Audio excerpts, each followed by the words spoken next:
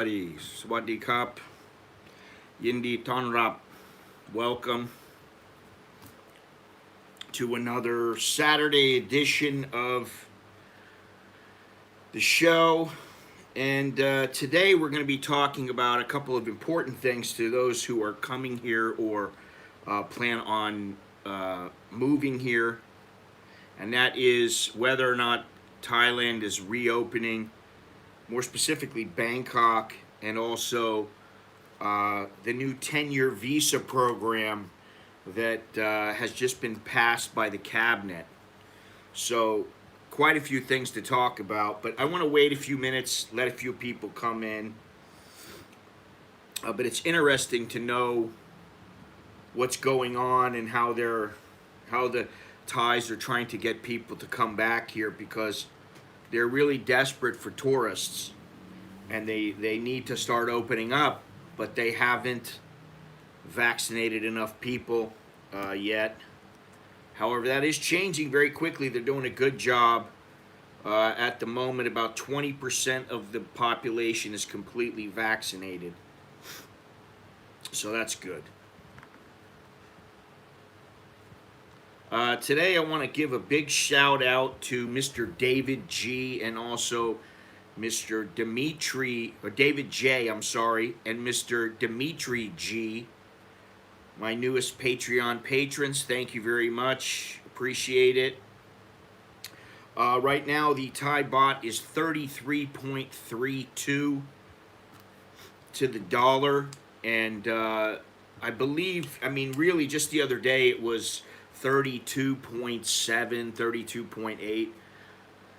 So this uncertainty with regards to the reopening, and there is a fair bit of uncertainty, at least in Bangkok, and how it's going to pan out, has affected the Thai baht.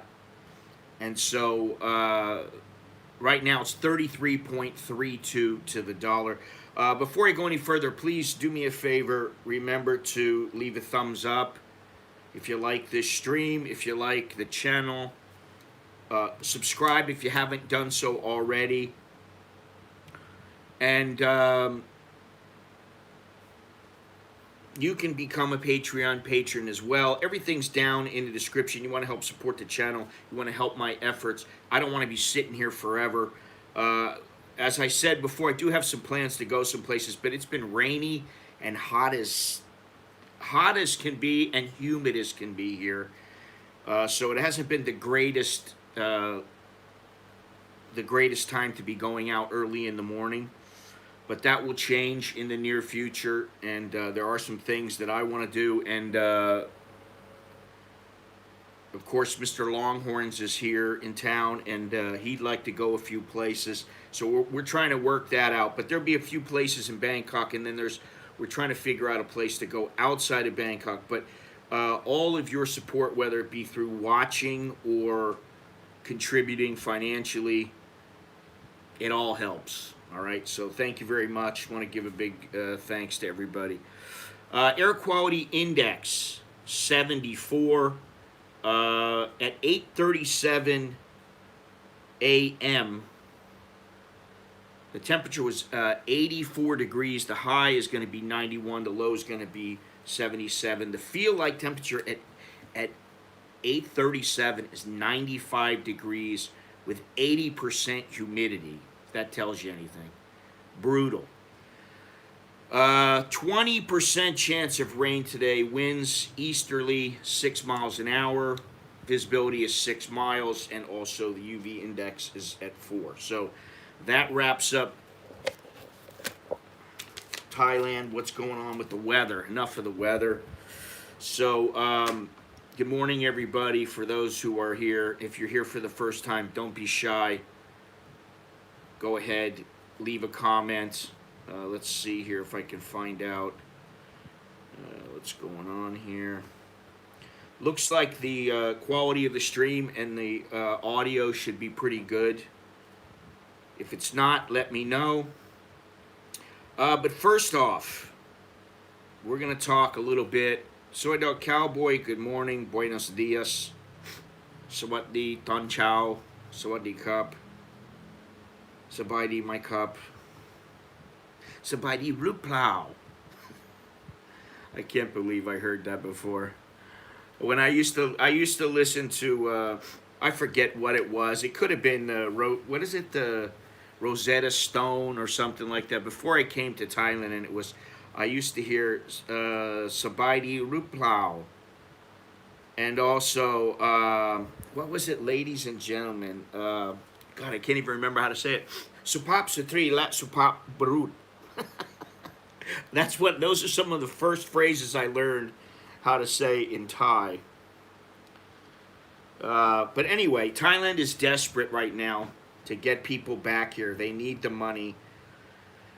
And as I said, only 20% of the population has been vaccinated. Now, this is changing very quickly. They're doing a good job on a daily basis. In fact, yesterday, what was yesterday? Yesterday was almost 1 million people, 1 million doses. Let's see here, exact. 864,000 new doses were given yesterday. And every day it seems they are giving more and more. There's a little variance, but for the most part, it has been going up steadily. They've been doing around 800,000 every single day, as much as 925,000 doses. So that's really good. Carlos, how you doing? 915,000. So the numbers are coming up. Last month, the numbers have started to rise, the number of doses. However, I gotta say, Nick got an email from his school yesterday, and they want to give him the Sinopharm or the Sinopharm, and that's not going to fly. We don't want any of these second tier or third tier. Good morning, everybody. We don't want any of these Sinovac or Sinopharm. No, nobody wants them anymore. And then I just saw that people who have received 2 doses of Sinovac through the end of May are going to start getting boosters. Now, this just came out. The news that people were going to get a booster has been out for a while. But I have 2 shots. I have 2 Sinovac shots, and I thought I'd be getting a booster. I won't be getting a booster this month. Maybe next month, I don't know. And I'm more than willing to pay for it, but it's a bit of a hassle to find a place that's willing to go ahead and inoculate you. And I don't know about with a booster, but my kid got hello everybody. Good morning, everybody. Please leave a thumbs up. You got 32 people in here, 6 thumbs up. Please do me a favor, leave a thumbs up. I'd appreciate it. Like I said, Nicholas got Sinopharm, and my wife and I are like, no, why can't he get the Pfizer? We're willing to pay for it. Just give us the damn Pfizer. Stop getting all these Chinese vaccines. Nobody wants them here. So I don't know what's going to happen, but we're looking around. We're trying to figure things out. And I'm sure we will figure it out eventually. So, yeah, we'll see. But, the problem right now, supposedly Thailand is opening up October 1st. And then it was, Bangkok's going to open October 15th. And you have this scientist who's saying, no, we need an extra month. We shouldn't open until November. And now the governor of Bangkok has flat out said, I'm not opening. We are not opening on October 15th. Johnny, how you going? How you doing there? The governor is saying we're not opening. And he's sticking to it. He's like, I'm the one who makes the decision, and I don't want to open. And what he means by opening, basically Thailand, as far as getting around, you can pretty much go and do things right now. But there still is the curfew. That's another issue. The end of the month, hopefully the emergency decree will end, and that will end quite a few things. One being the curfew. But this begs the question, nobody seems to know what's what, and how does that translate into confidence for people who are coming here? I would not want to come here now. If the Thais don't know if they're going to be open or not, how am I supposed to know? You know, and the other thing is that when I was at Khao San Road the other day, several of the vendors said, if there's no alcohol, this place is not going to open up. It doesn't matter if they are allowed to open up. Now, I got to say something else, which is that I've noticed numerous restaurants, Fuji, Burger King, and just many other restaurants that are either they're still shut down. They're not opening. And I don't know if they're going to open in the future, or they're just shut down and they want to wait and see, or they need to make sure that it's viable financially, that there's going to be enough customers. As I said the other day, the Sansap Canal taxi on the weekends, as of, I guess, 2 weeks ago, they weren't running on weekends. Not enough people. Burger King, Fuji, and many others have not been opening up, and so even if they do open up, if there's no alcohol, now obviously Fuji, I'm not sure. I think Fuji, at one point they had sake. Longhorns and I went to Minato the other day, and we saw them pouring some sake. And the girl said, and we said, oh, can we have sake? And she said, no, this is for cooking. And she gave us a look, and I don't know if that means, we're selling the sake to people who are purchasing via takeaway, or what it is. I don't know. TKO Sam, what's happening? How you doing there in Tokyo? Thank you for smashing the like button. And, I just saw something else that down in Phuket on Soi Bangla, that some of the bars are trying to open up as restaurants without a license. And the police are letting it go because they know that people need to make money. But eventually they may crack down on that, and I don't know. This is the thing. It's the uncertainty. Why do you want to come to a place that the Thais don't know what's going on? So how are you supposed to come in as a tourist and come here and know what's going to happen? I mean, who wants to go to Pattaya when the bars are closed, and even if they're open, they're not allowed to sell alcohol? Who wants to go there? I mean, I don't know. I mean, I know some people in the city, and I don't have a problem going there for a day or two. But like if I was a tourist and I just wanted to come and party and hang out with the ladies, would I want to go there right now? No. So I don't understand where, they're not getting the picture, and maybe it's that they're just a little slow, which they seem to be a little slow all the time.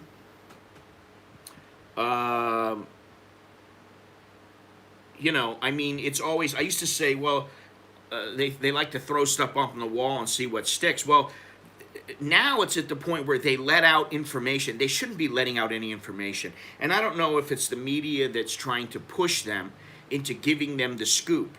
Tell us what's going on. Tell us what's going on. Tell us what's going on. Well, hey, it looks good. We're going to open up. And then the next day they find out, well, I was wrong. And the media, has already put it out there. So I don't know what the answer is, but I can tell you this. One day it's, oh, we're going to open up October 1st. And the next day it's, oh, no. We're going to need to push it back until October 15th. And then the next day, or 2 days later, it's, no, we're not going to be opening up. And then you have people going, yes, we are opening. And the CCSA is involved, and the Public Health Ministry is involved. And the problem with that is that the CCSA may be gone by the end of this month, so they're not going to be involved at all. And Anatin, the health minister, has no idea what's going on. In an article, I guess it was yesterday or day before, they asked him what was going on. Does he know what's happening? I don't know. They're taking care of it. I don't know. So, who knows what's going on? Now, I do have some decent articles here about this, and I want to at least get into a little bit of them. Well, we have this is the, in the Thai Enquirer, they have an opinion piece that asks the question, is Bangkok open to visitors or not? And apparently CNN Travel issued or raised the question about this exact issue, whether or not they were going to open or not. And the Thai way of thinking, as far as Bangkok goes, is, well, we've got to vaccinate 70% of the population, and that's no guarantee. Let's see here, but I believe it's supposed to happen. We have to fully vaccinate. The Bangkok Metropolitan Administration never said the capital would reopen by 15 October. Good morning now. We have to fully vaccinate. Thank you very much, Mr. Johnny Siam. Appreciate that. Hope you're doing all right there in the land of the perpetual lockdown. The land of the facial recognition and digital app that, man, this is getting crazy. I want everybody to leave me the hell alone. I don't have a problem. I go in. You want to see some paper for me that says I'm vaccinated because you're so damn scared about this? Okay, fine. I'll show you the damn paper. All right? I understand people don't want to, but you know what? If they want that, and that's what it means for me to get into the grocery store, fine. But after that, leave me the hell alone. I don't want to be bothered. And that's why I want to get my kids, I want to get them taken care of, so if they don't have any problem, they can go to school, they can do everything, because who knows what's going to be next. And I'm not talking about just here, I'm talking about everywhere else. It's going to be, hey, if you don't get vaccinated with the vaccine that we want you to have, you're not going to be allowed to start the next term. I don't know. We'll have to see what happens. But this guy, Aswin, and that's not Anutin, but Aswin, he's the governor, Aswin Kwanmuang. He says we have to fully vaccinate more than 70% of the population, and then we can talk about opening. And what he means by opening is, can people come into Bangkok and not have to quarantine? Can tourists or travelers come into Thailand who are fully vaccinated, and then they don't have to quarantine at all? And that's what it's going to take, because the price of coming in is a hindrance to getting more and more tourists to come here. People don't want to pay, and they're talking about Middle Easterners don't want to pay. When they see that they get their test for 200 to 300 baht, and then they're paying 8,000 baht or higher for 3 shots in Thailand, they're like, it's not worth it. We don't want to come. Aswin said Friday the capital is on track to reach 70% vaccination level by October 22nd, but might get there as early as October 10 if efforts are accelerated. Seeing this mess, it's easy to see that both Anutin and Aswin are basically trying to avoid being blamed in case the reopening plan backfires and leads to a 4th wave, which is very possible. I think that they need to understand, okay, if you get people vaccinated and the virus is still here, you're still going to need to stay open. Because if you don't, people are going to be sitting at home starving. And what good is that? People are going to be pissed off. People are already pissed off. I'm sick of it. I don't even want to go out now because it's so damn hot and I have to wear a mask. And I don't want to wear a mask when I'm out in the hot sun and I'm alone walking on the sidewalk, or I've got somebody with me and they're, 3 feet away from me and they've been fully vaccinated. It's not fun. the fun is not here yet. Hopefully the fun will return. And in order for the fun to return for tourists, that means wine, women, song, and no masks. It would be a start. Hang on a second here. Now, there's a lot riding on this issue, so it is getting a lot of attention. The entire tourism industry is dying, and this could be another lifeline after the Phuket sandbox, which I have to say, they are touting this Phuket sandbox as being a great success. Now, granted, they raised some money, they made some money, but compared to what they said they were going to do and what they've actually done, this sandbox is in the toilet. They've thrown the sand in the toilet, and they basically flushed it. While the people were there, they had a great time, but getting in and the number of people who have actually come have only been about 20% of what they predicted. So, to me, it's an abject failure. Granted, the people who need the money, they might go, well, we're able to stay afloat. So I do understand that, but I wouldn't model things after the sandbox, considering how shitty the sandbox did, luring people in to come back. In order to come back, they're going to have to just open up, and it's going to have to be open up across the board. That's my opinion. I'm going to stand by it. It would be a start for the two ministers and the governor to agree on a reopening date in order to build confidence. Thank you very much. But the government is unable to do even that. No wonder they are laughing at us. We all need to learn how to cope with COVID until better vaccines come along, because even if you're fully vaccinated, you can still contract the virus at the moment. Okay, I guarantee you that, well, I'm not going to guarantee you, but sorry, I shouldn't say that. I'm not Joe Namath. My guess is that I've probably had it. My whole family's probably had it. And we probably didn't even know it. That's my guess.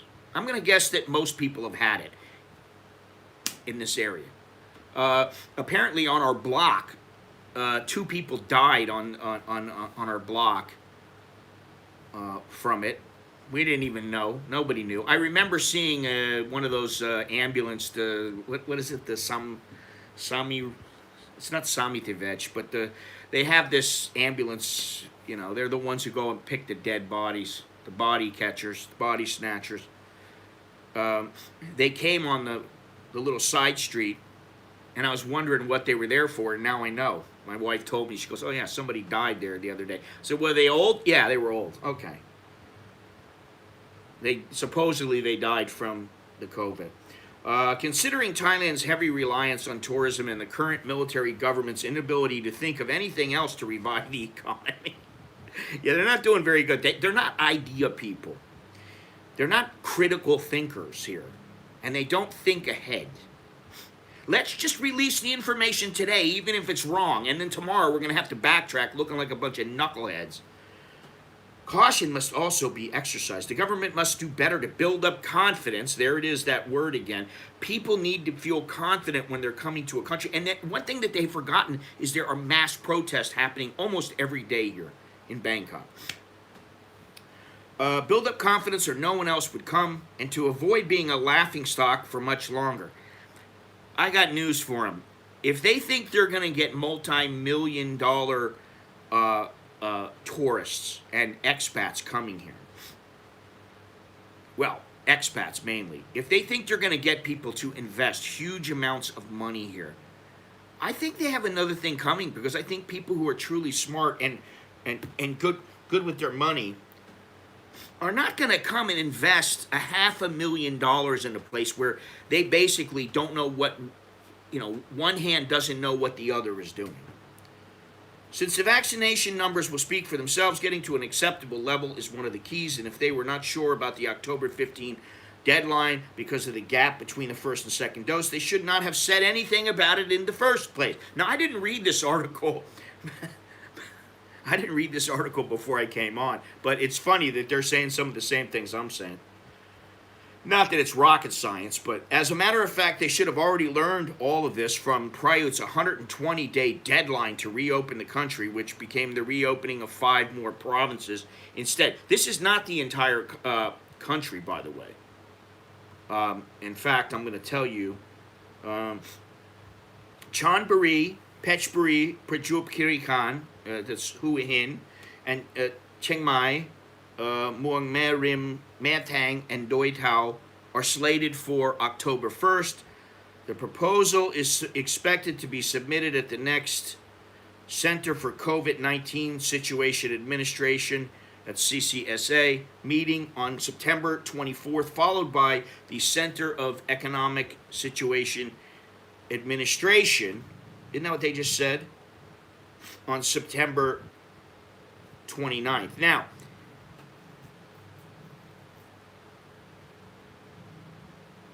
yeah, I don't understand that. They're going to have two meetings apparently about this. And if the I got a, man, that was a gnat, one of those big flying ants. The CCSA, if the emergency decree is done away with at the end of this month, as some people expect it to be, then the CCA will be done on October 1st. There will be no more CCSA. Everything will revert back to the health ministry, which means you have Anutin in charge, which does not inspire confidence in me. I have no confidence in the guy. None. I have no confidence in this guy. Now, maybe I'm pessimistic, and I admit that, but please do something that inspires confidence. Show me something. Boom, we're going to do this on this day, and it's going to happen, and then you do it. Not, we're going to do this, and then tomorrow you go, nah, we're not going to do it. Then the next day, well, maybe we should do it. It's a flip-flop, and that's what they say in Thai, flip-flop. They flip-flop too much. On Wednesday, the Tourism and Sports Ministry and the Tourism Authority of Thailand held a meeting with the Bangkok Metropolitan Administration and Bangkok Governor Police General Aswin Kwan Muang. After this meeting, Tourism and Sports Minister Pipat Ratchaprakan insisted the Bangkok reopening date will be set for October 15th. However, this is what I mean. However, on Friday, the Bangkok governor asserted the city should not be reopened until residents have a 70% vaccine rate in order to ensure sufficient immunity. Now, what they might do is just order people to start working, these volunteers to start working long hours and start vaccinating people at an even higher rate than they're already doing right now, although I don't know if they have sufficient doses to do this. According to a source who requested anonymity, during the meeting on Wednesday, Police General Aswin said both he and Bangkok residents agree with the reopening plan, but the city might have to wait until October 22nd to 24th for 70% of residents to receive their second jabs. The thing with this is that, okay, you can fly in elsewhere. You can fly into Phuket. It's an international airport, but most people want to fly into Bangkok. Most tourists are going to fly in through Bangkok. They don't want to change and go somewhere else that they really don't want to go to. Some people want to come straight to Bangkok. They're only going to go to Bangkok, or they'll go to Pattaya or wherever. But without having Bangkok open, again, it's like they're banging their heads on the wall and they expect a different outcome. All right, so the BMA needs to procure the vaccines through the support of the Tourism and Sports Ministry. I don't know why they need to do that. Why can't they do it through the health department? Shouldn't the health department take care of the doses of these vaccines instead of the Tourism and Sports Ministry? I don't know. They can propose. They do this a lot. They propose things. They release it in the news. It looks like they're going to, oh yeah, we're going to open up. We're going to do this. We're going to do that. But yet, the truth is, it's just a proposal. Anybody can propose anything. Tanet Supan Saha Rungsi, acting president of the Chonburi Tourism Council, said Bangkok's reopening could support tourism in Pattaya through more direct flights. Right, how many people want to fly to Pattaya? Most tourists enter the country via Suvarnabhumi Airport. Asian tourists normally combine visits to Bangkok and nearby areas such as Pattaya. So reopening the capital could be a complement for other destinations. That's what I just said. And again, I did not read this aside from like the first paragraph of this. I didn't really read it, but reopening more areas definitely benefits the tourism industry as it shows the readiness of the country to welcome back tourists. And this is, I think, hence is the quandary. Hence is the dilemma. Because they're saying they're ready to open things up. But then just a month or two ago, when they're locking everything down and they're prodding people and imploring people to please follow our rules. We must follow the rules. The Thai people are sloppy. They're not doing everything they need to do in order to stop this. And now all of a sudden, oh well, we're ready. We can open up. Well, why didn't you open up 2 months ago then? You might as well open it up 2 months ago. Let me see here. Yeah, well, this is something here. I got my vaccinations. I think it was in June and July. Supposedly, there's only an efficacy of this of 3 months with the Sinovac. So, like, I want to get the Pfizer in the next 2 to 3 months. And I don't know where I can go about getting it. And I don't mind paying for it. It's 1,500 baht or whatever. But they haven't made it real easy until you get there. Once you get there, I will say, everybody that I've talked to, all of my friends here, have said the same thing. When you get there, it's boom, man, it's production line. Once they have things set up, they're pretty good at it. Why would I, after being fully vaxxed, go through all that crap just to go to Thailand or any other country? Exactly. Well, I think some of the people, they err way too far on the side of caution, and some of them are indeed idiots. When you have people that are in the health department that have nothing to do with health and have no administrative training in the hospital, the field of medicine, why are they running the country? Or running, this department rather, and trying to run the country, which that's something else. Wow, Nicaragua. I've been there, Gennaro. I don't know that I would want to live there, honestly. Can be a little dicey in places. I was there for 10 days or something like that. Anyway, let's get to something else here, because we already know that this has been a shit show from the beginning. But let's talk about this 10-year visa, which is the thing with Thailand is, and I learned this right in the beginning when I first came here. I got this hotel room online. This is when the internet was just starting to really take off. Why don't you just go to Mexico, Gennaro? Seriously. But I looked online for a hotel. I found a place. I'm like, oh my God, wow, it looks really nice. And that was cheap. At the time it was like $15. And I was like, wow, that's great. Big room, looks so nice. I get to the place and it was a rundown shithole. But they made it look like something it wasn't. Then I went on a tour. This is as a tourist. I went on a tour. I get to the place.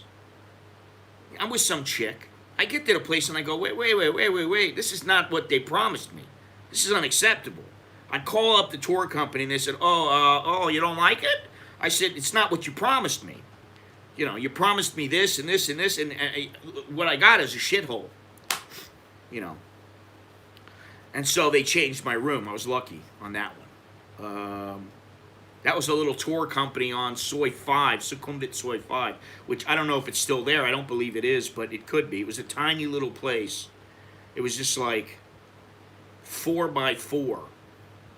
You just had enough room to sit there and maybe have one person stand next to you. There wasn't enough room to have two chairs in the place. And then the lady had a little tiny desk, and she sat behind the desk with the desk across the room.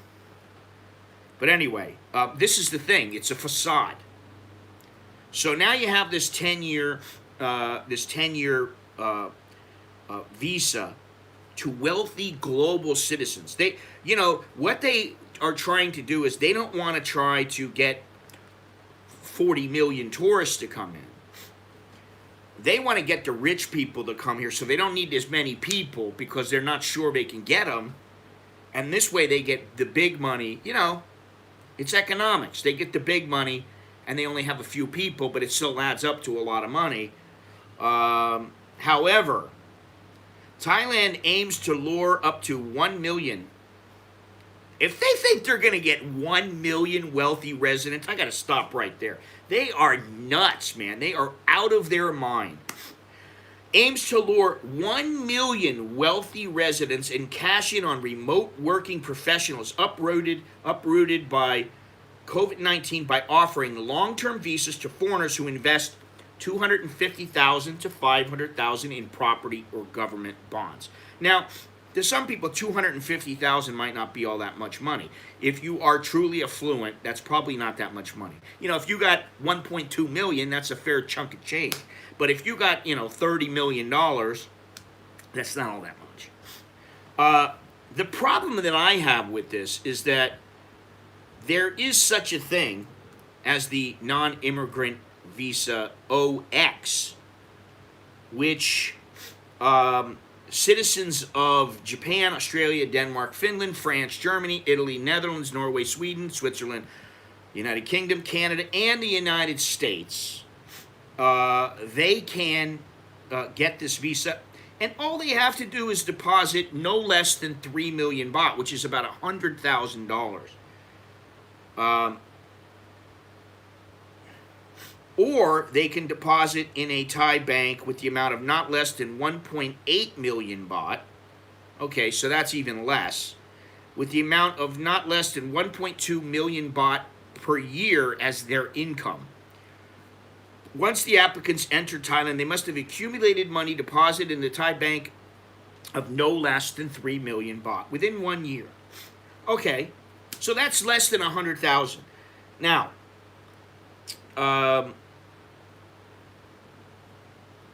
let's see, they can work as volunteers, they can purchase a vehicle, they can purchase a condo. What else here? They can change to any other visa if they want to. Let's see, but they do have to do once a year, they have to be re-examined for their qualifications. And then what they do is they get 5 years, and then they can renew for another 5 years.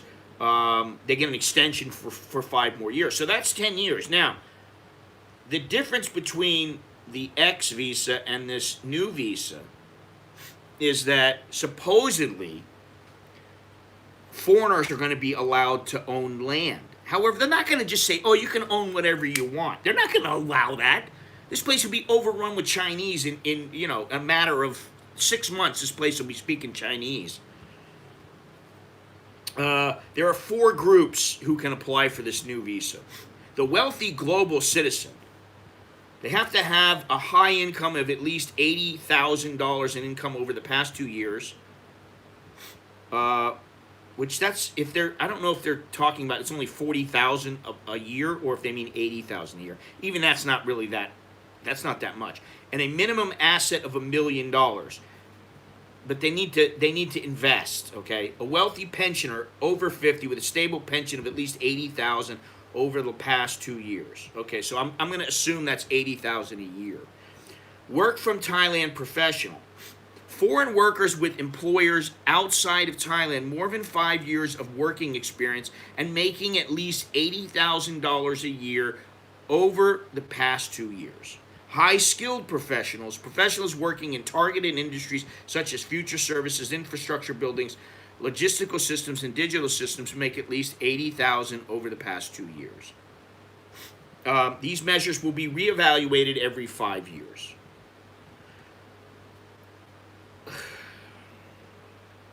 They're targeting affluent global citizens, wealthy pensioners, digital nomads working remotely, which is not really digital nomad as the sense that I think many Westerners think, like, I'm going to go and be a vlogger or whatever it is. I don't think that's how they're not looking at it that way. The launch of the visa scheme comes as the pandemic guts Thailand's tourism industry, hurting business confidence and hitting the baht, which is one of Asia's worst performing currencies this year. It ain't good. It's not good. Let me see here. Richard Gallagher. What's happening? Where were you? Where were you? Chucky was in. I had Chucky on 2 times. I had him from Rome twice. I told him you said hello, but you weren't, you weren't in the stream.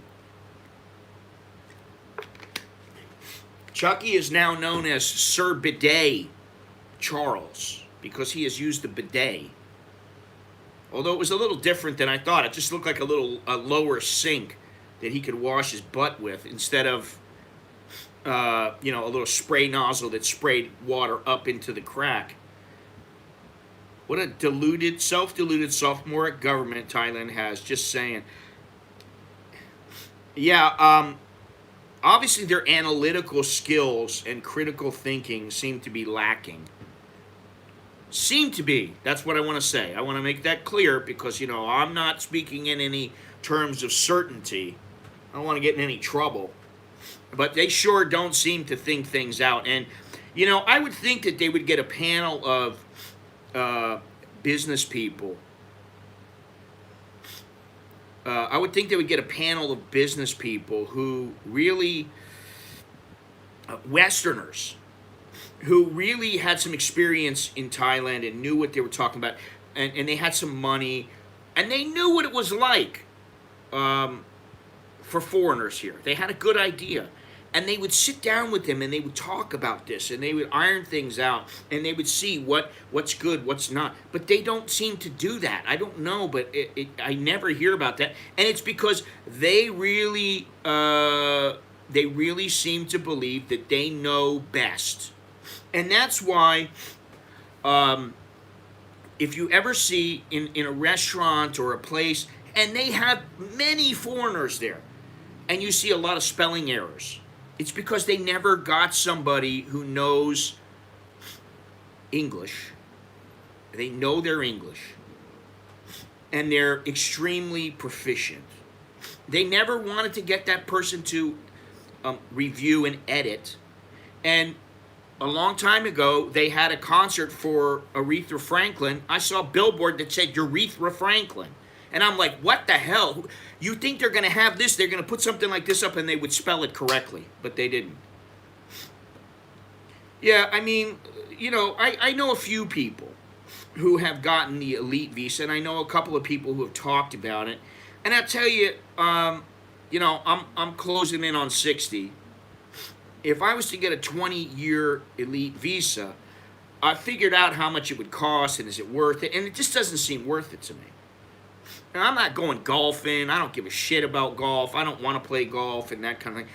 They won't do it, though. They're too proud. They are too proud to do that.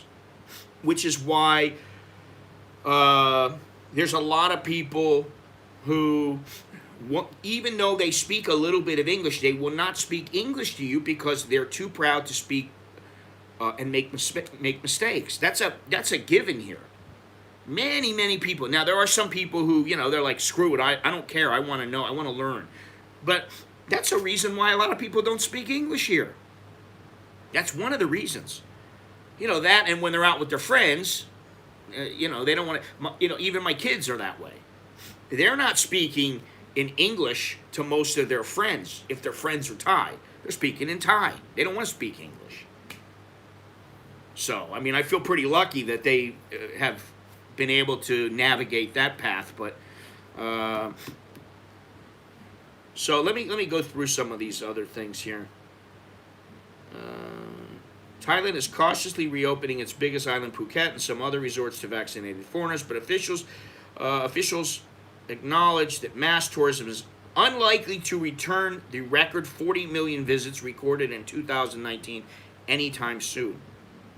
Well, yeah, I mean, I don't know. I don't know if that's the greatest goal to set. I think it's good to try to not be just reliant on only tourism, but I don't see this happening. To qualify for the 10-year visa, which includes family members, the Thai government said wealthy global citizens would have to invest at least $500,000 in bonds or real estate and prove they have a minimum income of $80,000 per year. Retirees will need to invest at least $250,000 and earn a minimum of $40,000 a year. Now, you see, that's not too bad. But who really wants to come in this economy with this government, with the uncertainty in the government and all the coups that have happened over the year? Who really wants to invest that kind of money here? Who feels safe unless they have the money to burn? And I don't know. I can tell you from what I see, there ain't a chance in hell they're going to get anywhere near a million people. A million wealthy residents. That's what they're trying to lure here. Man, they're going to be lucky to get 1,000. That's my opinion. Now, maybe if they get the Chinese, well, they'll get a lot more, but maybe that's what they're after. It's crazy. Thailand plans to offer the measures for an initial 5-year trial period starting in 2022. During this period, the government said it expected an increase of investment by 800 billion baht, which is $24 billion, as well as 270 billion of additional tax revenues. Thailand will join several other countries, including Antigua and Barbuda, isn't it? And Barbados, that are offering tax and visa incentives to attract digital nomads and other high-earning foreigners.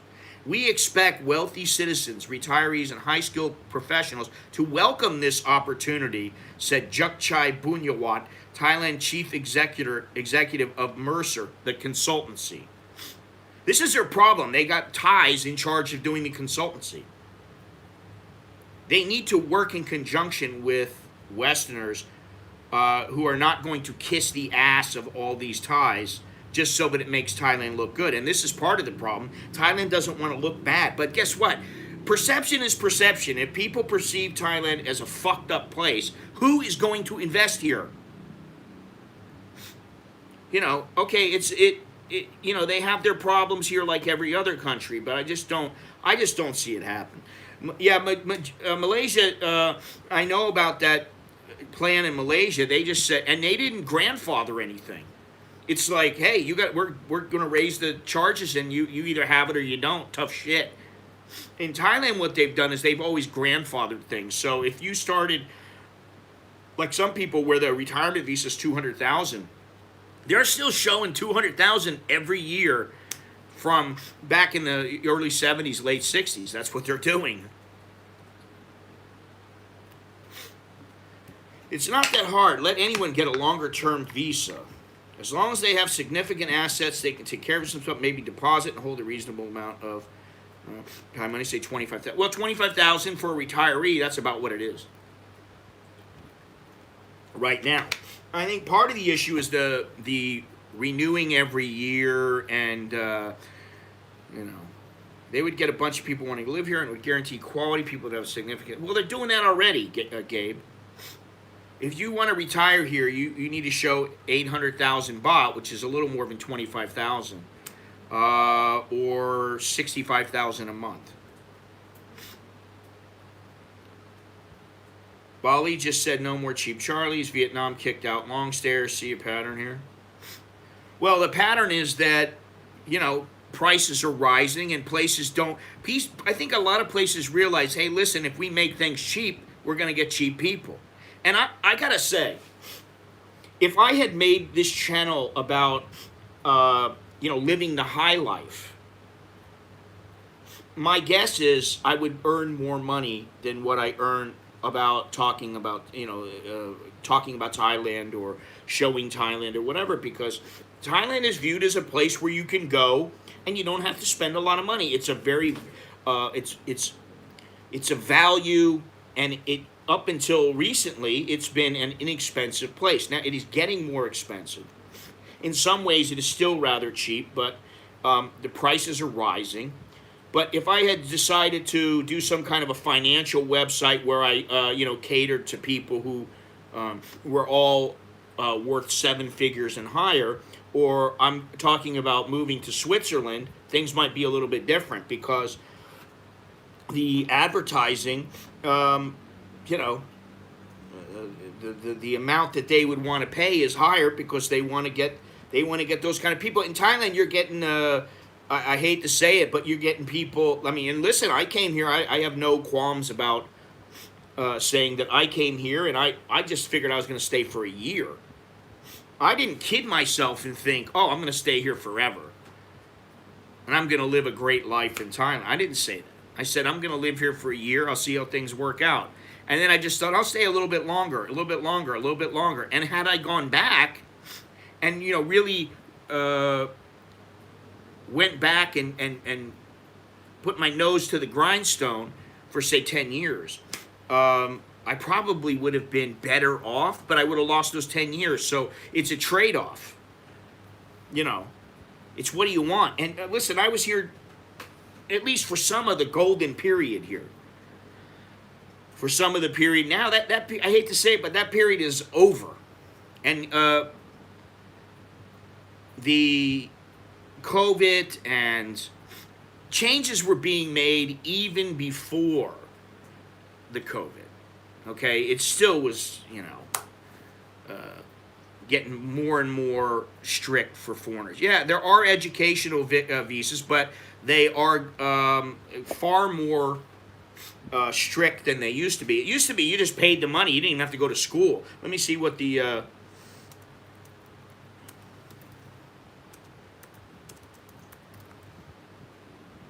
because, I have not been keeping up with the visas because there's always new stipulations and, it's just...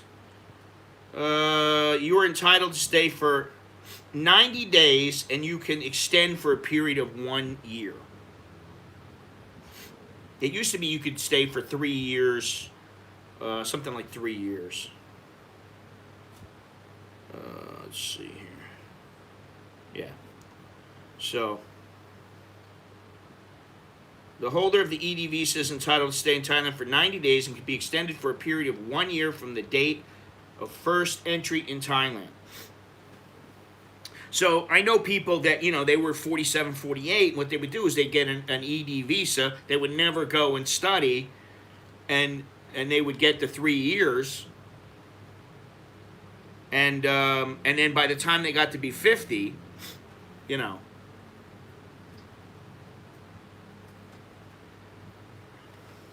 Yeah, but how often are you going to be able to renew that volunteer visa?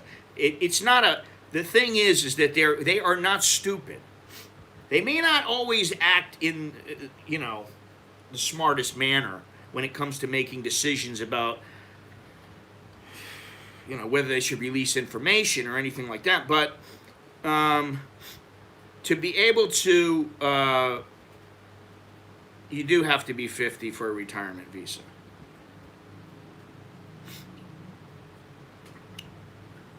But to be able to really live here without any concern, and even then you still have a concern, you need to have, I dare say, the proper visa. You can stay here as a volunteer, you can stay here on an education visa, and you can get away with it. Sometimes you might be able to get away with for years. And so then after your renewal, maybe you can do it again. I don't know. It depends. But who wants to live wondering, am I going to be able to stay? Am I going to be able to continue to stay? Who wants to build their life?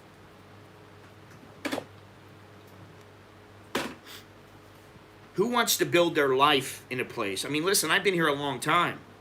And I've been very fortunate, and I've, made some good moves here and there. No, he doesn't have an education visa. He doesn't have a visa at all. He's just here. Americans get 45 days right now because they're supposed to do 15 days in quarantine, and then you get an extension. But he's got 2 extensions now because they're allowing extensions because of the COVID. Maybe because they figure it means more money and they're going to keep getting money if they keep extending. The point is, though, is that, you know, you can't live here forever on a tourist visa like you used to be able to do. You can't live here forever on an education visa as you used to be able to do, because at any time, every time you go to renew, they can go, you got a week and you're out of here. Otherwise, get something, get the proper visa, which might be a business visa, a media visa, a retirement visa, a marriage visa. And don't get I don't care what anybody says. Don't get a marriage visa just to stay here. It's just stupid. Really, it's stupid.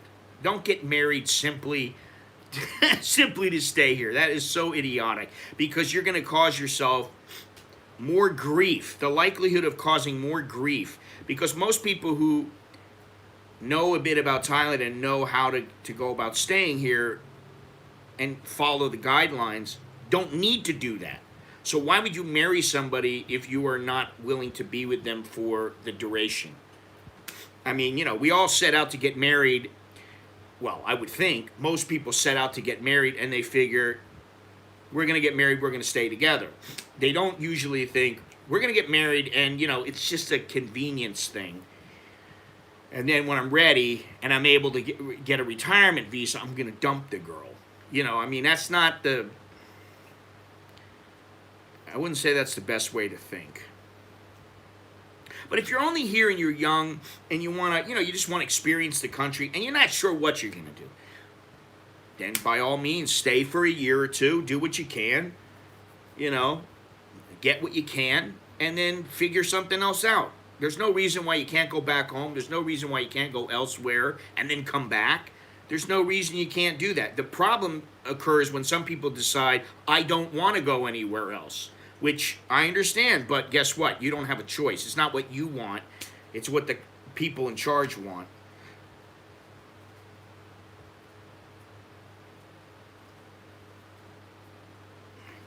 Well, Gabe, I think what they're trying to avoid is getting people, if they are under 50 and they have significant assets, then get an elite visa. I know several people who have done that because they were underage, and what they did was, you know, they were 42 years old, they got a 10-year visa, a 10-year elite visa, and that allowed them to stay for 10 years. And then they're 52. So when they hit 50 or 51 or whatever, then they decide, I'm going to get a retirement visa. So they have the 20-year also. So if you're 30 years old and you got significant assets, get a 20-year elite visa if you want to stay in Thailand so bad. It's a commitment. And do you really want to put that money in? You know, it's not a huge amount of money. When you look at it, you know, from the perspective of being able to stay in a country legally, it's not a huge amount of money. There was a retiree that was told he needed $25,000 proof of monthly income. Does it vary depending on where you? It does vary, and it shouldn't, but it does. Some places say they only want to see the 800K. Some people say they want to see the monthly income. You know, up to you. They have that freedom. If you really want to stay here, and you know, it just takes money. And that's how it is. And it's pretty much how it is everywhere. You know? An extension is 1,900 baht. Generally, that's the case. If you just want to get an extension, it's 1,900 baht. If you want a multiple entry extension, then I think it's 3,900. You had an earthquake in L.A.? Interesting.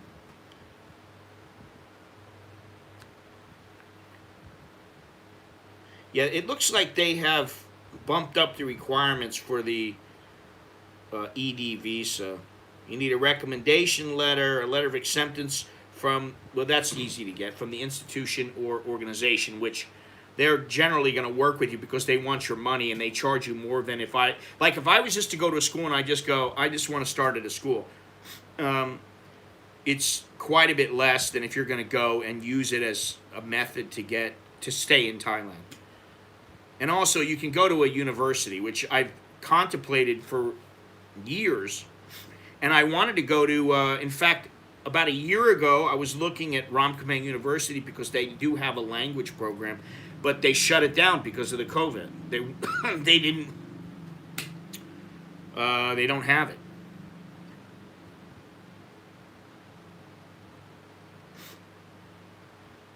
Yeah, I mean, if you know you're not leaving the country, I used to leave the country every month, every 2 months. I used to leave all the time. So a multiple entry visa was important to me. Now it's not as important, especially right now. It's not that important. It will get important maybe in the future. Again, I don't know. Or maybe it won't because I don't really have the desire to travel as much as before because I have less tolerance for the bullshit you have to go through. In fact, I was talking about that. When you get a little bit older, you have less tolerance for what you view as nonsense. It's one thing if they say, can I see your passport? Let me stamp you in. Can I check your bag? Okay, fine. Go ahead. Right? But if they need, you've got to provide this, you've got to provide that. Oh, do you put your mask on correctly? And, it just...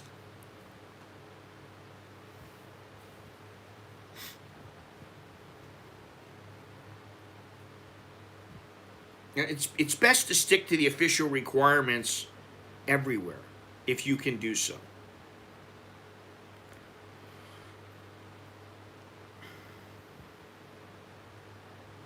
It's interesting, you're here on a volunteer visa. Not a lot of people get those. Some people just, they just want to, they just figure they'll stay and they'll volunteer and they won't get a visa. Ah. Yeah, I mean, I'd like to go and see Nanda in Myanmar, which I think today is his birthday, actually. And also, I'd like to go back to Cambodia. It's been a while since I've been there. It's been a while since I've been to Laos. No desire to go back to China.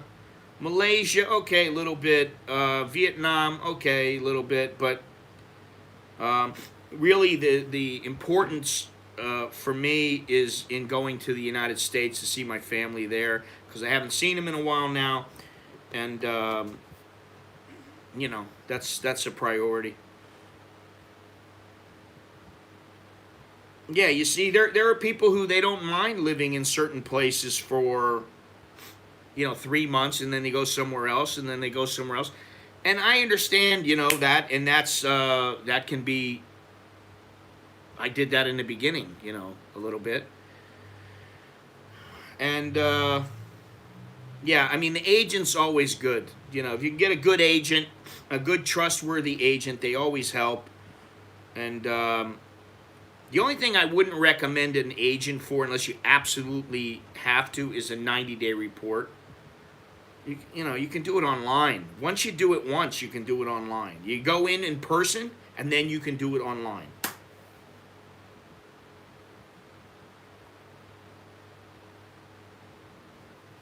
I don't know what you're trying to say here. Let me see. 20-year total cost is $2 million. Yeah, I know how much it is, but if you have some, they're like, hey, we have significant ample funds. Well, if you got ample funds, that's not that much money. 66 grand is not all that much money to stay for 20 years legally in a country. If you have a fair chunk of change, if you're making $10,000 a month. 12,000. If you're bringing home $12,000 a month, and you've got $400K sitting in the bank, what's $66,000? $67,000. It's not much. And you can always get a 10-year, and then get another 10 years later if you don't have the full amount. There are ways around everything here. That's the thing. In Thailand, you should be able to figure things out. And sometimes what I used to say is stay for a year if you can. make connections, learn on the ground, and you will start to figure things out. You know.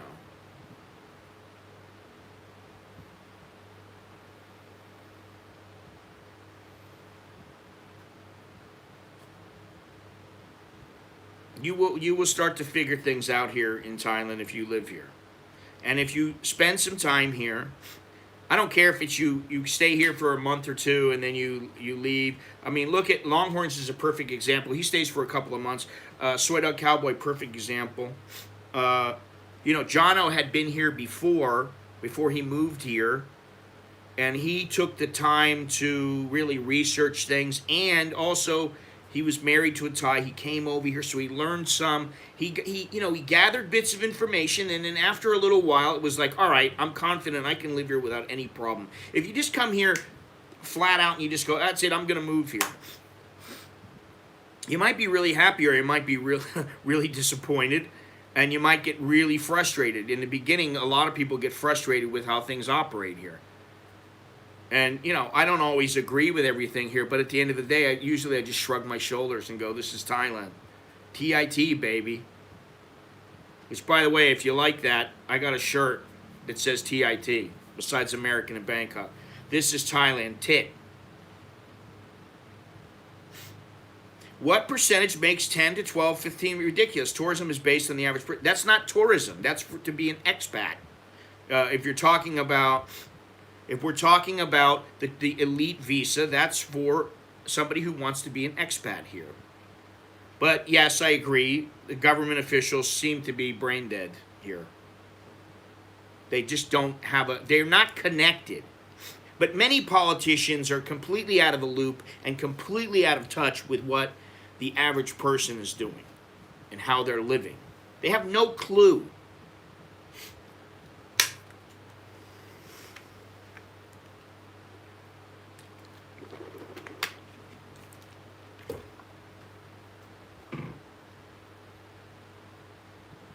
That's the other thing.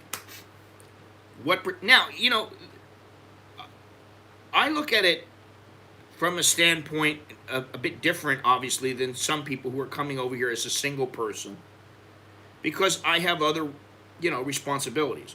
If I was to move to, say, I don't want to move to Costa Rica, but let's say I was going to move to Costa Rica or to Portugal or Ecuador or, some other place. I would have to think about, is it beneficial not only for me, but is it beneficial for my family? If you're coming over as a single person, there are many, many other places you can stay. You got $2,000-$3,000 a month clear, and you got a chunk of money in the bank. Man, the world's your oyster. Really. And that's a pittance. $2,000, $3,000 a month is a pittance. Really. You got a couple $100,000, $300,000, $400,000, $500,000 in the bank, and you're bringing in $3,000. You can live and travel and stay just about anywhere. You just have to be smart. In some cases, be frugal, depending on where you are. But if you want to be in like Cambodia or some place like that, Vietnam. Thank you very much, Richard. Thank you. Choke D to you. Actually, I got a message from Chucky today. He was over Winslow, Arizona, which, of course, he had to insert that in the song by the Eagles. Winslow, Arizona. Take it easy. So he's over. He was over Winslow, Arizona, on his way. He's probably home now. But his trip to Rome is over. There's a lot of great places to live in the world, and I think it does. It's a matter of what do you want? What do you want from the weather? Can you not handle cold weather? Well, then you better stay somewhere warmer. Can you not handle warm weather? Well, then maybe you need to stay somewhere cooler. What do you want? Do you mind the rain? Are you an indoor person? Are you an outdoor person? Do you want to be hanging out at the beach? Do you want to be sitting at home all the time? Do you really need very little? Do you have health insurance that's great and you don't have to worry about anything? What kind of person, uh, you know? Yeah, but Daniel, you're making these assumptions, and I understand, but that's not always the case. There are some people out there who are earning, some months, they earn $3,000. Some months they earn 8,000. Um, and they have well over that, or maybe they're earning it just from their dividends or whatever. They're earning some from dividends and some from something else, like a rental property. So, it's just it's another situation. That's all. And there are people who, I guarantee you, there are people, because I have talked to many, who have 50,000 or 100,000, and they're bringing in 2 or 3,000 US every month religiously, and they are more than willing to leave because they are so desperate or so antsy to get out and go somewhere else, whether it's Thailand or Indonesia or wherever. They are just like, I don't care, I'm leaving. They'll go. And it might not be the smartest thing to do, but, they do it. But, I mean, I've talked to numerous people who are willing to move, and they've got 100,000, 200,000, and they're making a few $1,000s a month from, from stocks, from dividends, from property,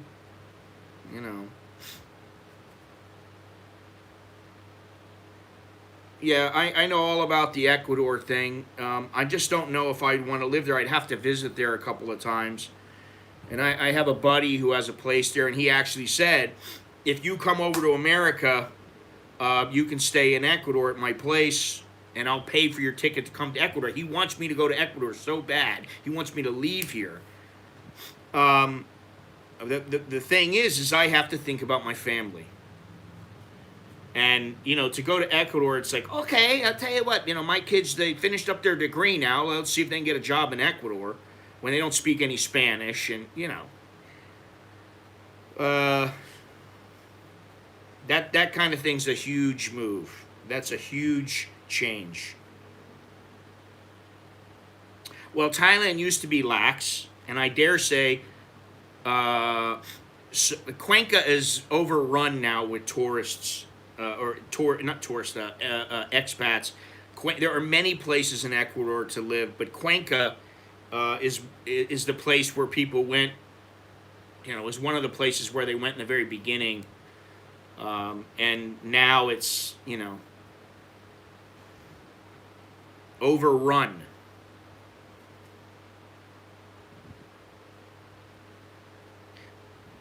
I still think that Thailand is a better place to live than the Philippines, by far. The visa options that are available are not that bad here. They really aren't. And I still think Thailand is a safer place. On the whole, it's a more beautiful place.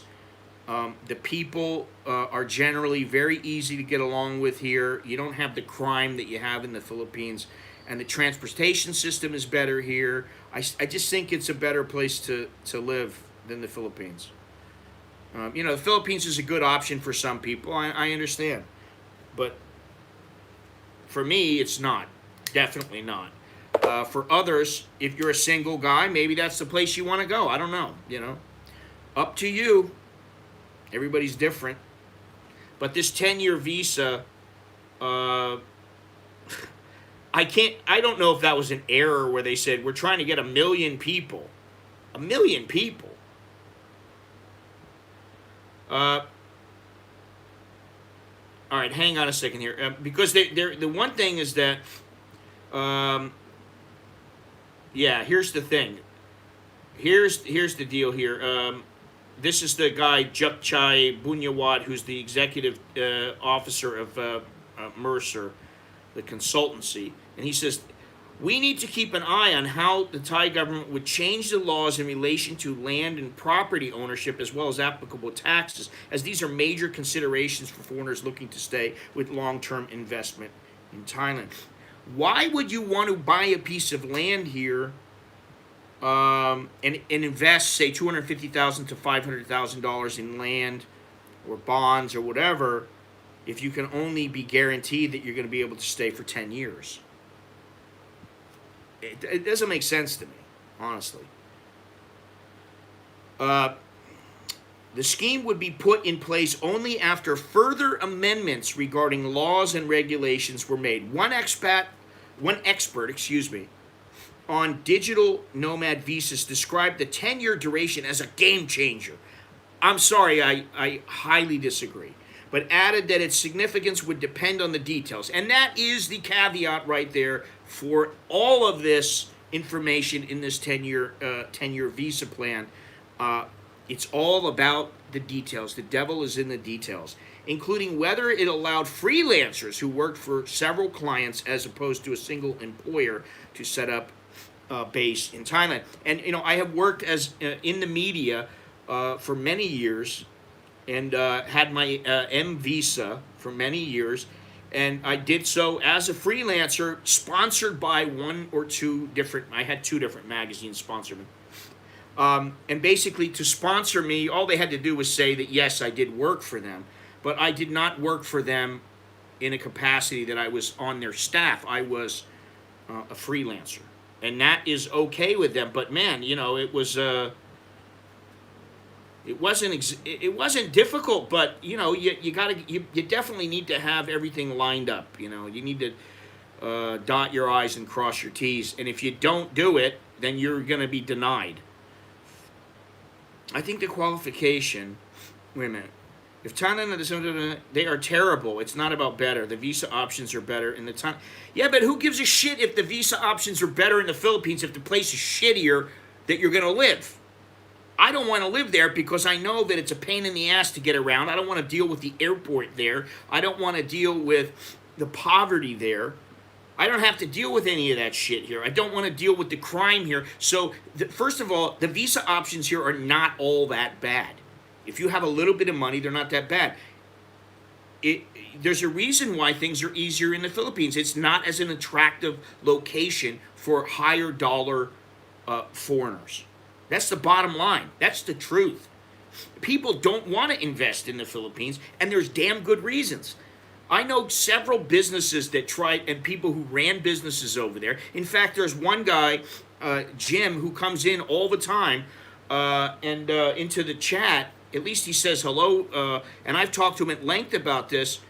And he was like, my company doesn't even want to be here because we got to deal with the Filipinos, and they're constantly trying to rip us off. So, the visa, how do the visa options suck? You pay money, you stay. Simple. Yeah, Vietnam doesn't offer one at all, and they do that on purpose, I believe. Medical care, food.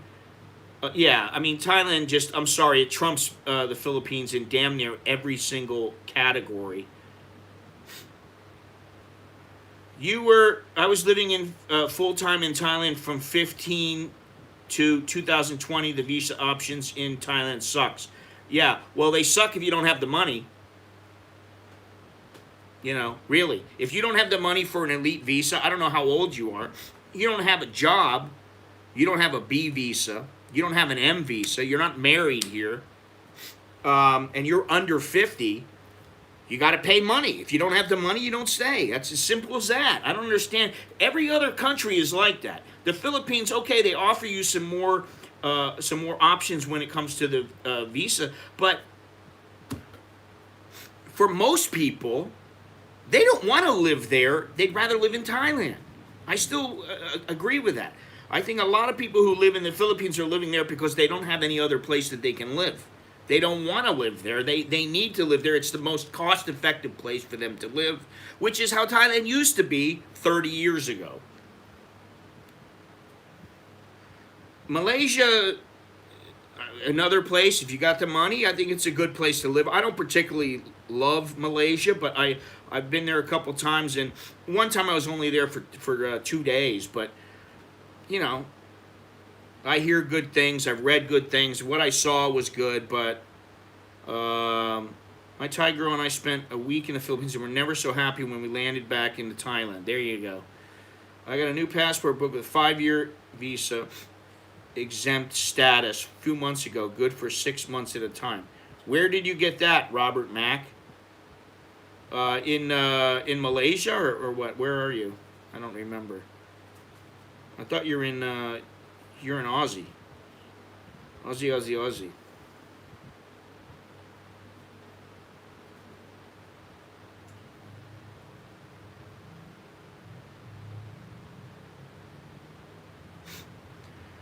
Listen, I like the Philippines. Most of the time, I like the people there. And I've always been treated well by the people there. But then I was there for most of the time. The majority of my trips, I was there for business purposes, you know. I'm not saying that, you know, Thailand's visa is better than, for somebody under 50 is better than in the Philippines. But what you're saying is, oh, it's so terrible. No, it's not. It's not terrible. You could stay for a year on an education visa, 15 months, and you might even be able to stay for 2 years in 15 months. So, I mean, okay, you know, okay, granted, let's say that the Philippines, you know, is what you want, then great, good for you. But I know a lot of people who were here and they did not want to, they qualified for a retirement visa.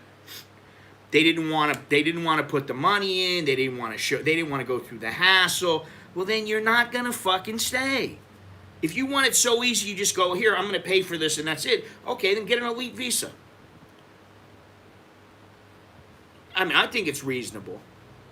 Honestly, I think it's reasonable.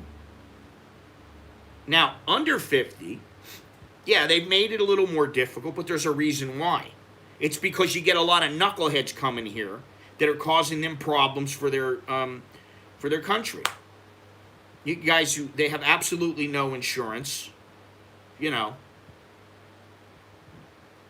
They're making peanuts.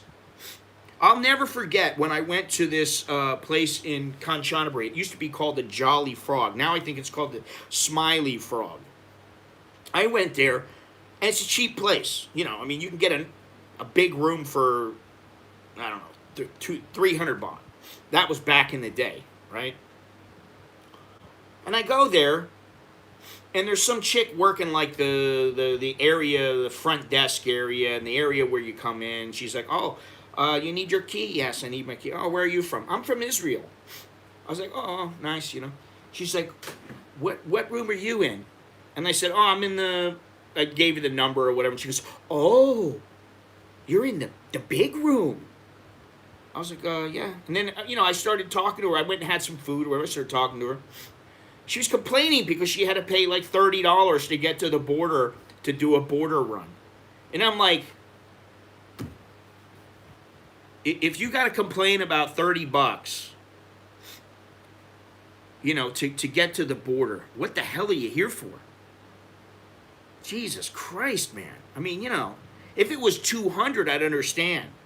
You're going to stay for, you know, you're staying here. The girl was staying here, and she really didn't,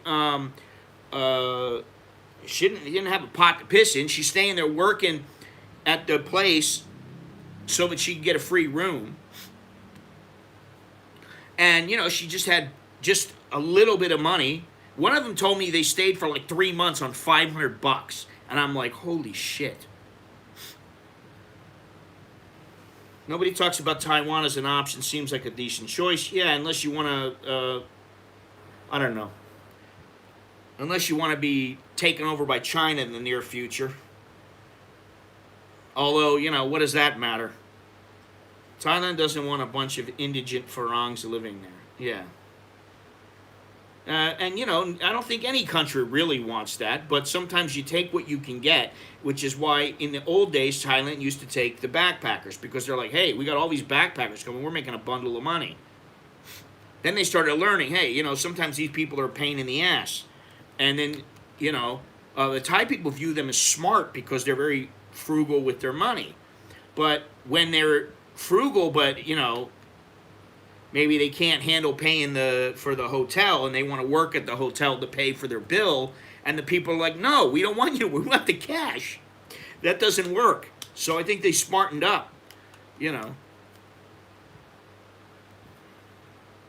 Well, it might happen, you know. It could happen. Stranger things have happened, and, you know. Well, listen, what you want, Jay, is you basically sound like all you want is to go and give your money, and that's it. Give your money, and you get 3 years. But they're different countries.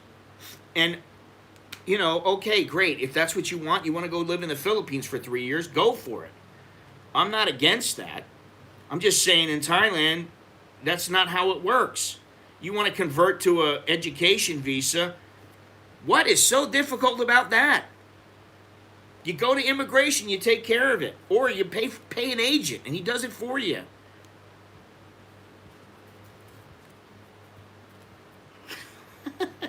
Backpacker spent $100 on drinks a night. Well, I don't think a lot of them are spending $100 on it on a one night to drink. I don't know, maybe occasionally, but I think, you know, I took classes at one of the universities, then converted to an education visa. Pain in the butt. Okay, what was a pain in the butt about it? What was so difficult about it? This is what I mean. I think maybe your expectations are a little high. I don't know. I don't know how old you are. I don't know, you know, why you did it. I don't know. I know, and I'm asking you. I know you did it. I'm asking you, so what was the pain in the ass that you had to do? Because I've been here for, you know, going on, what is it, 28 years. Next 2 months. And I've gone to immigration literally, you know, a couple hundred times or 100 times. And it's never fun, but it's just something you got to get done. You want to stay, you got to get it done. This ain't your country. I wish it was easier. I do. I wish it was like the Philippines, but it's not. Although it ain't that difficult for me, you know, and it's not that difficult for people over 50. Once you learn the whole game, it becomes a piece of cake, man.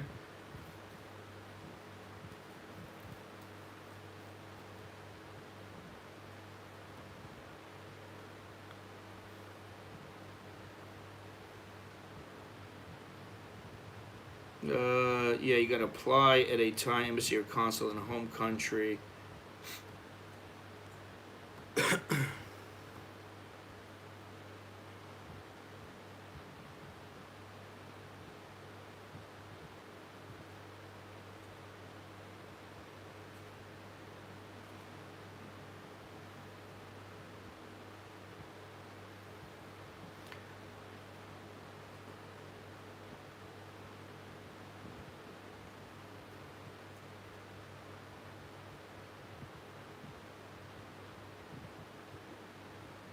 Yeah, anyway, moving on. I don't see an answer from you, Jay. I'm asking you, what was such a pain? Was it because did you have to go out of the country, or what was the deal?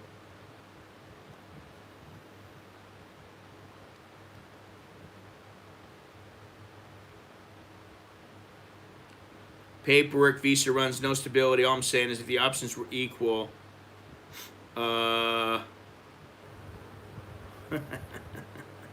Adam, thank you very much, man. I didn't know you were, so whatever. But thank you. Paperwork, visa runs, no stability. All I'm saying is if the options were equal, Thailand would be almost perfect. Okay, I agree. Yeah, Thailand will never be perfect, but okay, almost perfect. Yeah, I can agree with that. 36 months, no immigration issues. That I can, you know, like I said, it's not that I don't think that it's great. I do. I think it's awesome that you can get that much time, and you don't have to deal with immigration.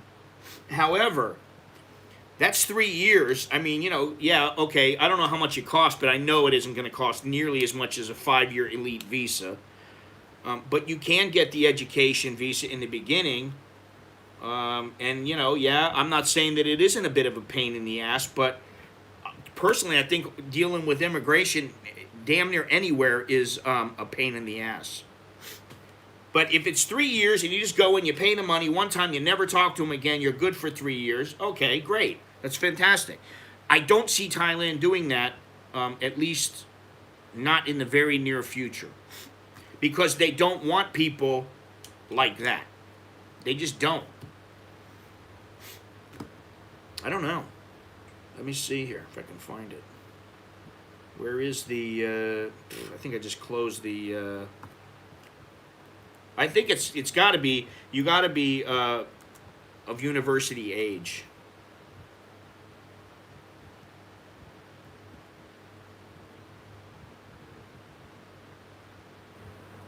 Da, da, da, da, da.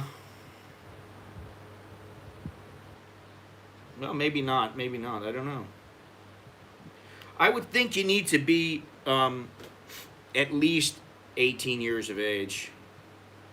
Other clear difference, 36 months without the ties of classes. I'm not arguing with your position. No, I'm not really arguing with yours. I'm just saying I wouldn't want to live in the Philippines for 3 years. I guess that does make it a lot easier, but I just don't see them doing that in Thailand. And, well, you know, I guess if you think that getting, I mean, you know, I wouldn't want to do the education visa, so I guess I agree with you. But, I mean, there are ways around everything. But if you got money, then that's the thing with Thailand. It's going to take more money than the Philippines. It's going to take more money than Cambodia. Cambodia used to be easier than it is now, and it's still pretty easy. Pay a couple $100, you get a business visa. Stay for a year. You extend.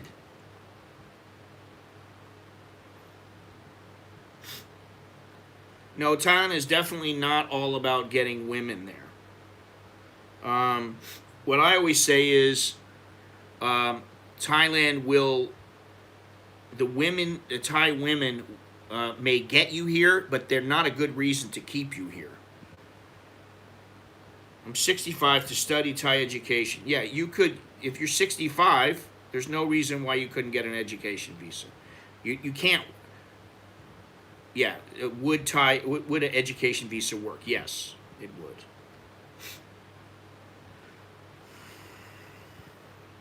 As long as you meet all the other stipulations. I meet for the triangle. I travel for the triangle. Gennaro, you are such a filthy pervert. Was active in my local community in Chonburi, donating, sort of, and helping the kids. I just want to live in peace and health. Yeah, but all that doesn't matter, dude. I hate to tell you, all that's great, and I applaud you for that. But that doesn't matter to people. They don't give a shit here. The immigration doesn't care about that. He's a model citizen. Oh, that's nice. Are you old enough for the retirement visa? No. Okay, well, then you're going to have to get something else. Yeah, but I helped in donating and, you know, what, you think I don't donate? I mean, seriously, I donate too. And it doesn't make a bit of difference to anybody aside from the people that you donate to, and it makes you feel good that you're doing it, you know. But other than that, you know, it doesn't do a lot to help in your position for, you know, a visa or with immigration officials. They don't, if they cared, they wouldn't have been giving shit to people in Pattaya for helping the Thais with food and that, you know. I mean, I know several people in Pattaya who have told me that they were told, don't give out food because we're going to consider you as working, and it makes them look bad because they're not doing it. You know, you got to give it to it. You got to hand it off to a Thai so that it doesn't look like the foreigners are the ones doing all the good deeds in Thailand, which I find to be disgusting. Because what does it matter?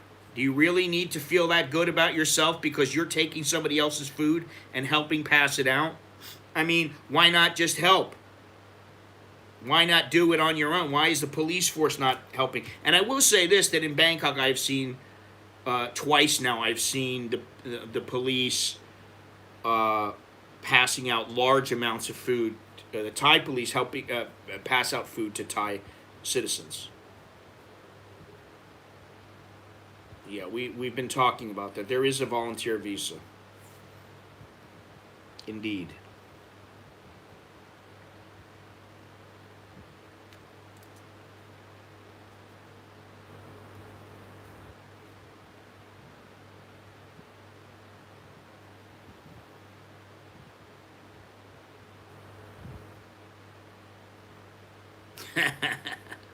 Yeah, man, I love the Cash App. I really do, and not as many people use it as before. There's so many. This is something that I think is. I was just talking to my mother about this, but and this is that there are so many payment methods that it's gotten to be where everything's spread out. I mean, look, I take Patreon, PayPal, Cash App, what is it, Apple Money, uh, cryptocurrency. I don't know if I have to buy me a coffee. I think I do now. I think I have it. But there's so many different payment methods that, like, it's amazing. But, like, when I was in Hong Kong, I had the octopus card, and man, you go to a little vendor, you want to get some dim sum, you want to get a meal, boom, you just give them your octopus card, money comes out. You get into a taxi, boom, money comes out. You get on the subway, boom, money comes out. You go to 7-Eleven, you buy something, money comes out. Oh, I need to top it up, boom, you give them, a couple hundred Hong Kong, or you give them 1,000 Hong Kong, which is like what, $125, $140 or something like that. You give them that, and then, you're set. You got money, you just go everywhere you go, you just pay it with that card. You don't have to carry around a bunch of cash. You carry around a little bit, but, and here, like in Thailand, they got different cards for the BTS and MRT. I don't understand why they can't get it together. They got all these different, the True Service, which, the True Service, they don't allow that to be for foreigners. They got the blue card at the Cafe Amazon, which they don't allow foreigners to be part of. It's just, it's ridiculous. Oh, thank you very much, Jay. Yeah, listen, I don't mind disagreeing and debating and having a heated debate, and as long as it's civil. And, people take this the wrong way, but I do like the Philippines. I really do. And I do think that their visa plans, from what I've been told and what I've heard, are better than Thailand's. I just don't know that. And I thought about living in the Philippines for a long time. I thought about living in both places when I first got here. And I have a lot of friends there, a lot of boxing, people involved in boxing. And I was always treated very, very well there. Now, when I was alone is when, when I go out alone and stuff, is when I had some issues with, security guards and people who, they thought because of my skin color, because of where I was from, that I automatically needed to make a donation, that kind of thing. Which, okay, that happens here also, but not very often. And but I do like, I've been to Cebu, and I've been to what's the one, Boracay, long before it was before it was really well known. I've been to Angeles City. I've been all over Manila. So and I like the people. I just don't like the crime and the mentality versus the Thai mentality, which is very laid back, which I prefer. So you're using it there basically so that you have a place to go to if you're not able to stay in Thailand. Which, yeah, I thought about doing that in Cambodia a while ago. Many years ago I thought about that when I was taking trips to Cambodia all the time. But the flight is a hell of a lot shorter from flying from the East Coast. Yeah, I've never flown to the Philippines from anywhere other than, well, I flew from, I don't know if it was from Indonesia, but it was, I went from Indonesia to somewhere, and then I went to Cebu. And I went. This was I was covering some fights, and I went from to Bangkok to Phnom Penh down to Indonesia to Cebu, and then Cebu back to Bangkok. In all, like in a week, I did that. How old are boys? Maybe when get older, move out of Thailand. My boys are 20 and 18. I don't know. I don't know what we're gonna do or what they're gonna do. I don't know. It's all up to them. VA access. Now you say VA access.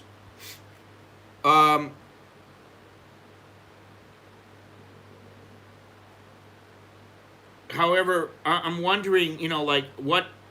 As I understand it, they've cut back at the VA there. They've made it a bit smaller and made the number of things that you can have done there.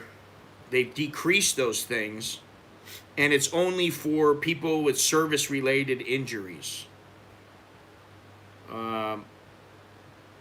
So yeah, I mean, I don't know if you've used it or not, but if you're able to use it, then great. I think it's great because I think the United States needs to make sure that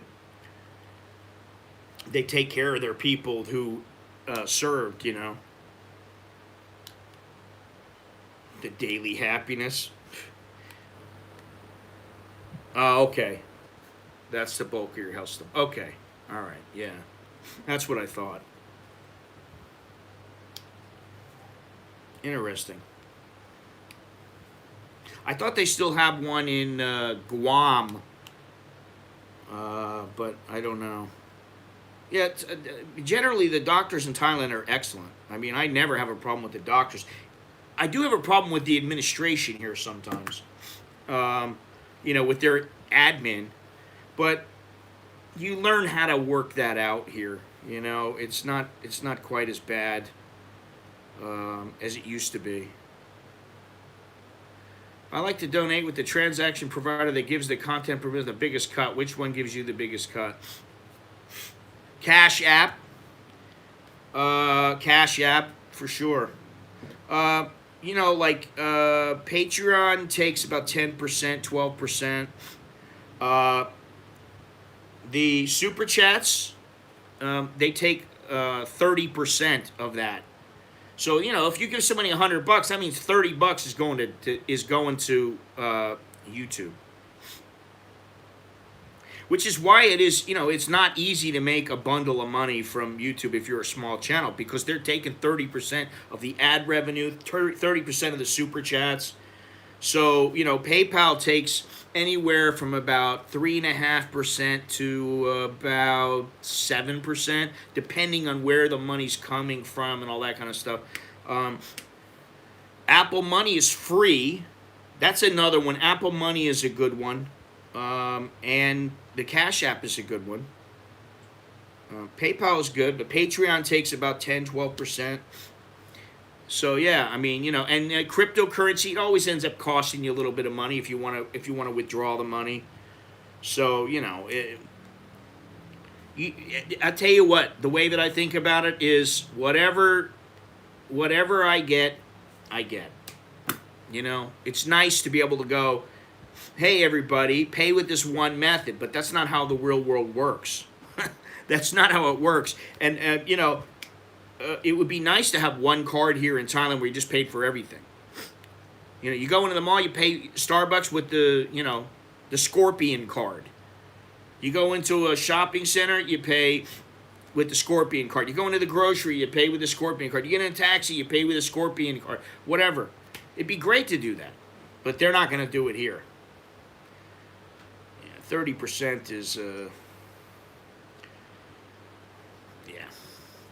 you know, I look at it as they have a high overhead. I understand that. However, some of their overhead is just complete horse shit. You know, they've got these massive YouTube centers where they've spent millions and millions of dollars for people to be able to come in and see their, you know, like in Tokyo, to see their YouTube. I don't know what it's called. I don't think it's a center, but whatever they call it. They spend millions and millions, and they're part of Google, so they got money, and they're paying out huge amounts of money. I mean, think about it. They must. God, I would hate to be the accountant. I don't know how they must have a. They must have a squadron of accountants to deal with the money that they're going through. Yeah, it's not one of my favorite places. I like Prachuap Khiri Khan, the city, more than Hua Hin. And, yeah, I don't know. I mean, even that, I get a little. I was there, I don't know, Gennaro might know if he's still listening, but it was maybe a year and a half, 2 years ago. I don't know, maybe even longer than that because time flies. But I was there for about 3 days, 4 days, something like that. And I started getting bored, you know. It's easy to get bored if a place doesn't have a lot, like a really diverse amount of things to do, and a lot of different restaurants, a lot of different coffee. So I like really, I like to be able to go out for breakfast. You go to one place one day, you go to another place another day. You want to go to a coffee shop in the afternoon, you got one place one day, another place another day. Maybe you're overlooking the ocean one day, and another day you're up on the top of a hill looking down at the ocean. That kind of stuff. And,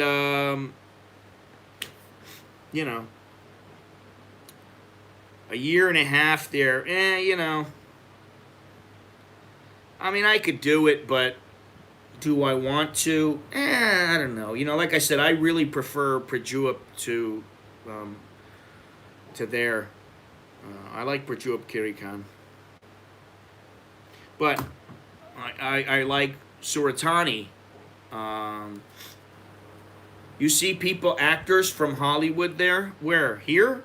Or Hua Hin? You're talking about like Thai actors and actresses? And every once in a while I see one walking around or something like that, and like my wife will go, "Oh, that's a famous actress," or something like that, But you really want to see them, you go on Instagram.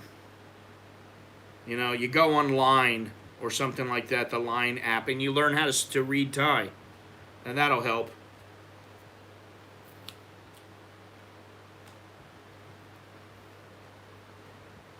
So anyway, we're getting to that point where it's the end of another stream.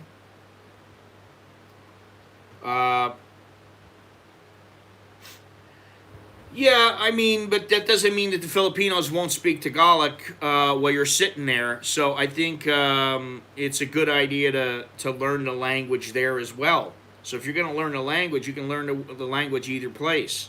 And, you know, but yeah, I know long ago when I was trying to just determine what I wanted to do, where I was going to go, I had a buddy who, when he was 18, he went into the service and he was at Clark Air Force Base, and he told me, "Man, you got to come to this place. They speak English here. It's fantastic. The chicks are awesome." And, he was loving it. And I always told myself I would go, and then eventually I did. And it's a great place. I do like it. There are some beautiful areas, and you can avoid a lot of the poverty if you stay in certain areas that you're willing to pay for. It's that simple. Yeah, good. Thank you very much, Jay and Richard. I don't know when you'll see Chunky because I'm not bringing people online as much. I got a lot of things I'm working on. I'm trying to figure out what I want to do with the channel, how I want to go. I just I go through these times where, I don't want to be walking around all that much. And I need to be doing more videos, and I don't want to be doing as many live streams, but, so I have to find the happy medium. I'm still, after all these years, I'm still trying to find myself online. That's kind of how I think. But I'll tell Chucky you said hello, and maybe I can bring him on for a few minutes once he gets back, in the morning sometime. That way I know you'll be around. Today's Saturday. I probably won't stream until Tuesday or Wednesday. So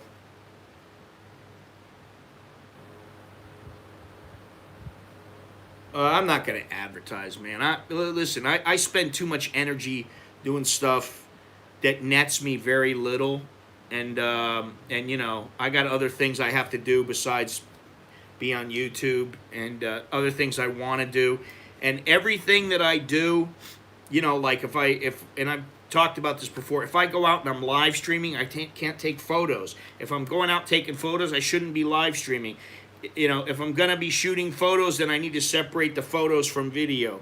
If I'm gonna be riding, then I need to spend the time riding and not going out in the hot sun, because now more than ever, I go out in this hot sun for say 4 hours, walking around. The other day I walked almost 10 kilometers, which is not a huge amount, but I haven't been out that much because of the lockdown. I go out in the hot sun and I'm like, Jesus Christ, man! I get back home, I'm shot for the day. So I'm not going to be able to do anything, and so I have to kind of balance my schedule a little bit better, figure everything out. But it'll happen, and there are some places that I want to go. In fact, that's something that I'm doing right now. I'm trying to find out. There was a couple places I wanted to go, and I told Longhorns about them, but there's about 2 or 3 others that he and I looked at the other day, and I can't find them. So I'll have to look for them a little bit more. Woman streams with you? Where are the women that stream? No women stream with me, Richard.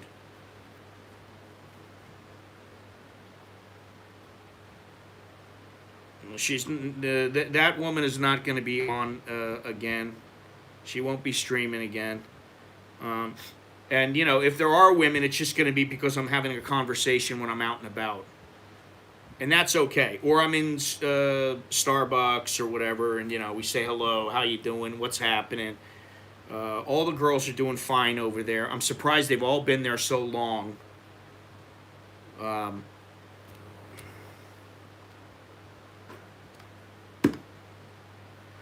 was over there yesterday. All 3 of them were over there. Starbucks is starting to get very busy again.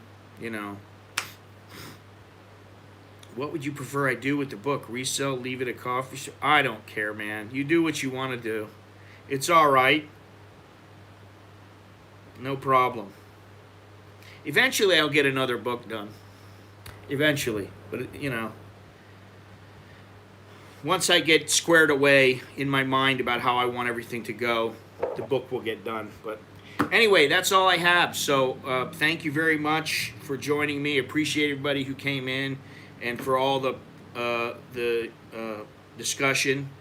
It's great to have people come in and talk.